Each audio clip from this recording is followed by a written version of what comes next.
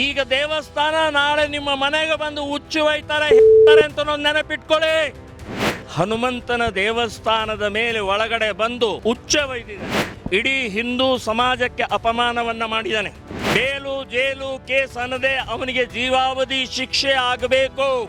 ಬುಧವಾರ 26ನೇ ತಾರೀಕು ಸಿಗ್ಗಾವಿ ನಗರ ಬಂದ್.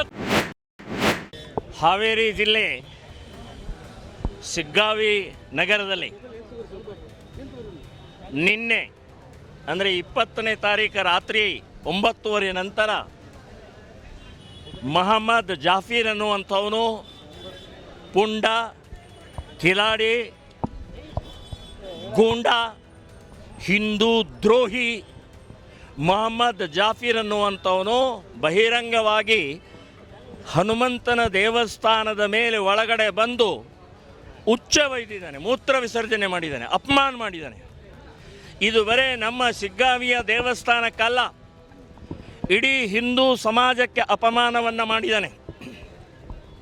ಸರ್ಕಾರಕ್ಕೆ ನಮ್ಮ ಬೇಡಿಕೆ ಒಂದು, ಜಾಮೀನು ಮೇಲೆ ಹೊರಗಡೆ ಬರದೇ ಇರುವ ಹಾಗೆ ಅವನ ಮೇಲೆ ಸೆಕ್ಷನ್ಗಳನ್ನು ಹಾಕಬೇಕು. ಬೇಲು ಜೇಲು ಕೇಸ್ ಅನ್ನದೆ ಅವನಿಗೆ ಜೀವಾವಧಿ ಶಿಕ್ಷೆ ಆಗಬೇಕು. ಇದು ಬಹಳ ಗಜನಿ ಗೋರಿಯಿಂದ ಇವತ್ತಿನ ತನಕ ಮುಸ್ಲಿಂ ಮಾನಸಿಕತೆ ಹೇಗಿದೆ ಅಂತ ತೋರಿಸ್ಕೊಡುತ್ತೆ. ಇದು ಮಾನ್ಯ MLA ಅವರಿಗೆ ನಾನು ವಿನಂತಿ ಮಾಡ್ಕೊಳ್ತೀನಿ, ನೀವು ಮತ್ತು ಮುಲ್ಲಾ ಮೌಲ್ವಿಗಳು ನಮ್ಮ ಮುಸ್ಲಿಂ ಸಮಾಜ ಬಹಿರಂಗವಾಗಿ ಕ್ಷಮೆ ಕೇಳಬೇಕು. ಈ ಜಿಲ್ಲೆಯ ಅಥವಾ ರಾಜ್ಯದ ಯಾವುದೇ ವಕೀಲರು ಮೊಹಮ್ಮದ್ ಜಾಫರ್ನ ಪರವಾಗಿ ವಕಾಲತ್ತು ವಹಿಸಬಾರದು.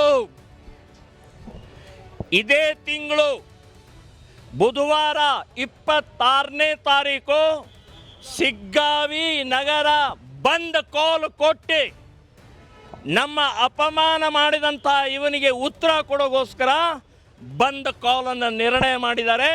ಅದಕ್ಕೆ ಸಂಪೂರ್ಣವಾದಂಥ ಬೆಂಬಲವನ್ನು ನಾನು ಶ್ರೀರಾಮ ಸೇನೆ ಸಂಘಟನೆಯ ಮೂಲಕ ಸೂಚಿಸ್ತಾ ಇದ್ದೀನಿ. ಅವತ್ತಿನ ದಿನ ಹಿಂದೂ ಸಮಾಜ ಯಾರು ಯಾವತ್ತೂ ಕೂಡ ಈ ಆದಂಥ ಅಪಮಾನವನ್ನು ಸಹಿಸದೆ ಬಂದಕ್ಕೆ ಸಹಕಾರ ಕೊಡಬೇಕು. ಇವತ್ತು ಬಂದಿಗೆ ಸಹಕಾರ ಕೊಡದೇ ಇದ್ದರೆ ಈಗ ದೇವಸ್ಥಾನ ನಾಳೆ ನಿಮ್ಮ ಮನೆಗೆ ಬಂದು ಹುಚ್ಚು ಒಯ್ತಾರೆ ಅಂತ ನೆನಪಿಟ್ಕೊಳ್ಳಿ. ಸೊ ಇದರಲ್ಲಿ ಜಾತಿ ಪಕ್ಷ ಬರುವುದಿಲ್ಲ, ಹಿಂದುತ್ವ ಬರುತ್ತೆ ಅಂತನ್ನುವಂಥ ಈ ಸಂದರ್ಭದಲ್ಲಿ ಹೇಳಿ, ಬುಧವಾರ 26ನೇ ತಾರೀಕು ಸಂಪೂರ್ಣವಾಗಿ ಬಂದ್ ಕಾಲ್ ಕೊಡಲಾಗುತ್ತೆ.